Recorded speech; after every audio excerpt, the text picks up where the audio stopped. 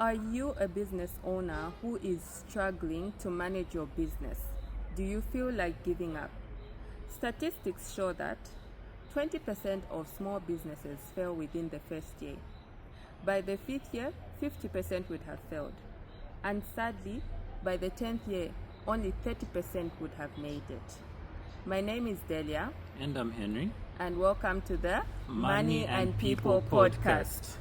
In this episode, we're going to talk about small businesses. We're going to share experiences about the businesses we ran, what happened, the failures, and also the learning points, of course.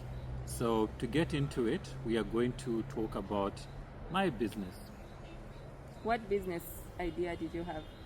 I'd always wanted to have a barber shop, so I did set up one. Okay, when was this? This was around COVID time, about mid-2020. Yeah. And tell us more about the business. Why did you decide on the barbershop business? Thanks. So what happened was, growing up, as with every boy, every week you'd have to go to the barbershop. And the one thing which I noticed was barbershops always seemed to be eternal. I would go for the same barbershop for so many years. It wouldn't close. There was just a certain vibe there, and I always wanted to be part of it. I never cut hair before, but I knew a guy who could. So I then opted to venture into that realm. Okay. And in terms of your journey, where do you feel like you went wrong? How did your business start to fail? The business was, first of all, built on a high volume, low cost model. The location which was there was for people who could afford barbing services for about 20 kwacha. This is not what you would find in your average malls, which charge about 60 kwacha and going north. So initially that was the first model. The other thing which I wanted to do was to have a customer service model, a customer retention model, where once a customer comes in, would take their phone number down and then would call them maybe a day before, because usually cut hair by day 7. So by day 5, day 6, would be calling them saying, look, you're due for a haircut, what time would you want to come in? Would even have like a calendar such that people could know, and it would excite people to say, oh, my barbershop is calling me, I have to go. So that was that. And also in terms of referrals, in terms of expanding, because I did have a target number of customer in mind, I wanted to have between 30 to 50 loyal customers. That was going to sort out all of my costs and to give me sustained profit, even if the price for the haircut was low. So what we then decided to do was to actually have a promotion where if you came in to cut your hair, we'd charge you full price. The next time you came, we'd charge you full price still, but if you came with someone, we would then charge you half price, then your friend would your friend would then be charged the full price, and that would go on. And the goal is to give exceptional service such that we would then get the 2s, 3s, up to 9 new customers per customer that we had already started with. So I think that was the trajectory that we were on, and it was going okay up to a certain point where I started noticing certain things which were not working out. For starters, the costing, first of all, 20 kwacha was okay for the model we had, but the times I wouldn't be there, you'd find the barber is cutting for 10 kwacha, even less. So that already started affecting the income stream. Yeah. Number 2, the one thing which I then learned is assumptions. I worked off the assumption that everybody has a cell phone, so everybody who comes, you take their phone number down and you do that. Surprisingly, in the location I was working in, people don't have cell phones, so that was a problem in itself. So we couldn't do the calling and so on. The one part which worked out was the referrals, but we couldn't do much on the customer service bit. And so another thing which then came up was, it was attractive, but then because it was attractive, 1 or 2 people also set up shop right next. So our clientele was also diluted, and that's where things just started going under. We couldn't meet any of our costs. I had to start sustaining the business from my salary, which I was happy to, but for a considerable period of time. But it reached and proportion, of course, you can't sustain 100% from your salary, and the challenge is that was the case. And we tried to give it time. We even switched location at some point, but it couldn't work, and the point came where we had to be realistic and close down. Okay. Babe, you've also once told me a story about Chicago's and how availability plays a big role in small businesses. Can you just tell us more about that? So you're listening. Yeah, so Chicago's. I first had this one experience. We had gone out for what you may call a team building activity at Chicago's. Our department with my former employer had gone there, and then the waitresses had messed up the order. So what we had ordered is not what came out. It was a huge table, we're about 15 of us, and you can imagine the price of that. And so in complaining, unfortunately, the waitresses couldn't do much. You can't go back and change up. I'm not sure what the model is. Sometimes some restaurants will then put the charge on the employee. I don't know what Chicago's does. But what was then exciting to see was that the owners were there, and they did come to the table when they saw us looking not too happy. They asked us what the issue was.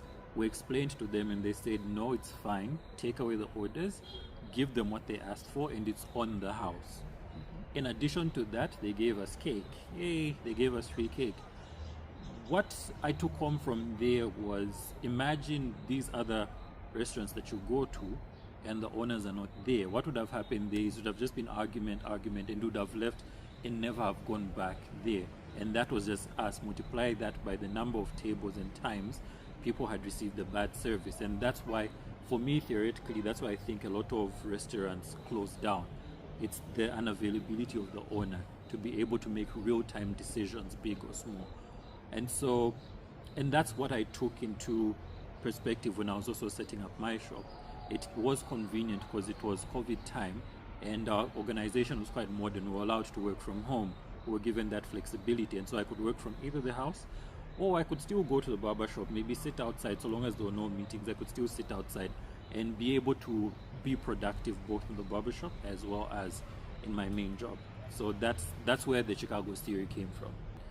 Enough about the barber shop, though. We want to hear your story. Well, my story of business failure is actually it's actually funny, because it just started out from people telling me that they liked the particular dresses that I would wear, and most of the time I would pick out these dresses when I would go to Salaula at Chisokone Market. And so I decided to get those same dresses and just sell them at a higher price. Yeah. And yes, she has very nice dresses. I can testify. So that was great, though. So tell me, who was your target audience? So my target audience was mainly students, because I stayed not too far from a university.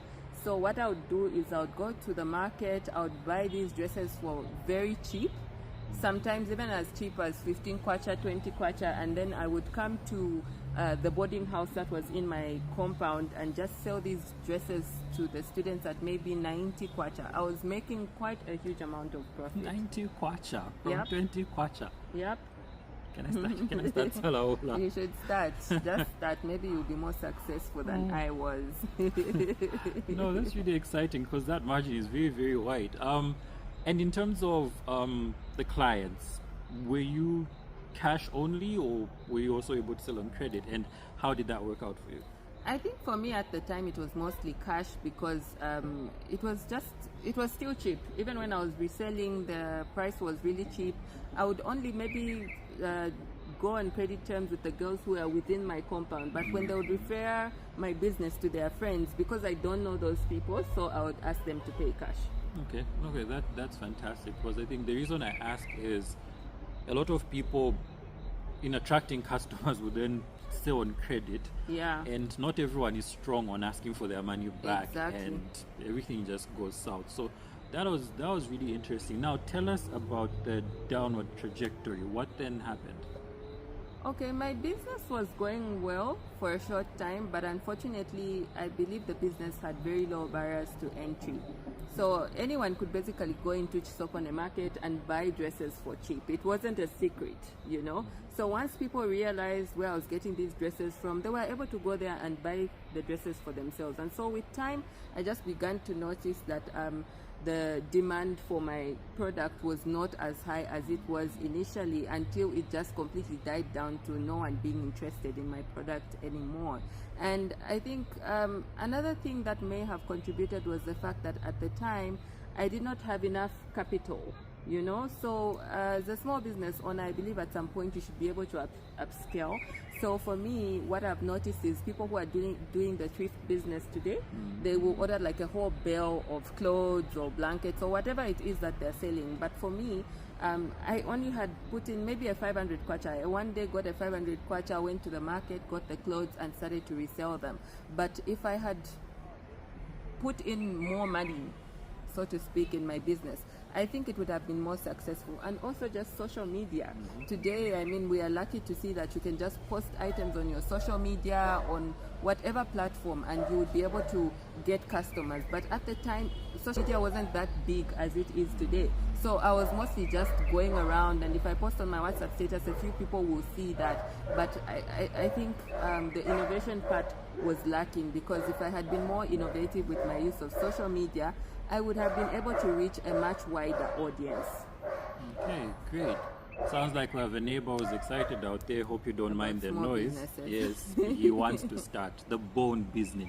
He's a good guy. It's good he's listening. And I think he was supporting us. But anyway, so in terms of lessons, I know we've talked about the business, we've talked about the failures. What were our take-homes from our experience? Well, for me, I think I'll just say three things. Number one, market research. Next time I go into business, I will definitely do more market research. Number two is innovation, making sure I stay with the times and the trends. I think even though I learned in school about Kodak and BBM and people who are using VCR refusing to be bought by Netflix, I think one key lesson there is about innovation, learn to move with the trends and the times, and to get on board with new technologies that are available.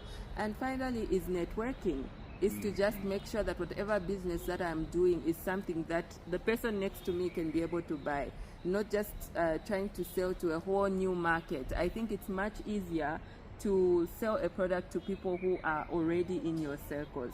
What three things did you take away from your business failure? Number three is your last one as well. I think it's important to leverage off your networks. Already, building and sustaining relationships is a long journey, and we've already worked hard to have the friends that we have, and it's important to leverage off of them, off of each other. We get from them, they get from us, and so on. The one thing which then became what I'll call a mistake was I didn't have that opportunity with the model which I had, because it was in a location where most of the people I would hang out with wouldn't really find attractive, wouldn't really go to actually have their hair cut. So I then had to go back and start from the ground up, which was very, very long and hard. We did make some progress, but it could have been easier had I just used my network. Location is also essential. Like I just earlier mentioned, my friends would probably not go to that place because of distance and so on and so forth. But if I had set up in a location where I know most of my network would go to, these would be my first customers, and that's where you get referrals from. I don't know if the studies are still the same, but there was an old study which says one satisfied customer is as good as 9 referrals. And that's the multiplicative effect which I was looking for to sustain my business. So had I gone in that direction, I think the 30 to 50 customer base I was looking for, I've actually achieved it in a much shorter time. The other thing, of course, is due diligence. It's great to have passion. I think it's very, very important, but also you need to have your head in the game. You need to understand where you're going. So when I was acquiring the barbershop, I didn't want to start from zero. There was someone who was selling the shop with all the equipment there. Our rent was paid, I think, for 1 month or something like that. And so for me, it was exciting because I didn't have to do that additional work. There was something already existing. And so when I went in, what I should have done was maybe ask critical questions, because remember, this is the guy who's selling. He's going to say anything that you would want to hear to sell, be it truthful or lies. So you can't take it as gospel truth. And I think what I should have done at the time is not to rush, because everybody has the same formula of there are 3 other customers who want to buy, there are 3 other customers, so you're just delaying. If you delay, this guy is going to acquire. I think at that point, what I would have said, it's fine. You're the first person I've come across selling this, and I know you're not the last. There'll be a whole lot more people coming, so you can sell to the person that you want to sell, and I'll continue looking. There's no need to rush, but I rushed it. What I could have done also differently is maybe had spent some time in the shop, where you then, yes, the person has sold you, he's told you all of the good things, but then say, I hear you, but I would like to see it myself. So I'll be coming here for, you could give it a time span, depending on the business that you're in, the industry. In the barber shop, I think I would have given it maybe a 7 to 14 day period where I'm going there every day just to monitor traffic. And also an advantage of that is I would have already started liaising with the customers to already find out their needs and so on and so forth, such that by the time I'm acquiring, I'd already had the base. It would have actually been easier to operate, but I didn't do any of those things, and I think those are some of the contributing factors to the downfall. And those are things I could have done differently.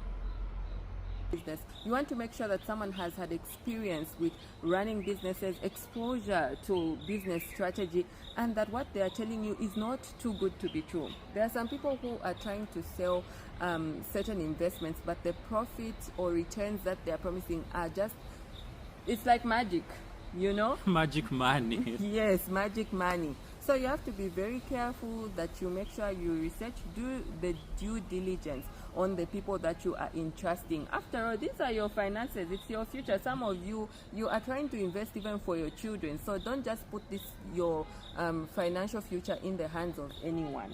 Make sure that they are certified. And there's no impia shakula box nash fika. Impia shakula box. Just let the track go and be safe for those people who be going to watch it.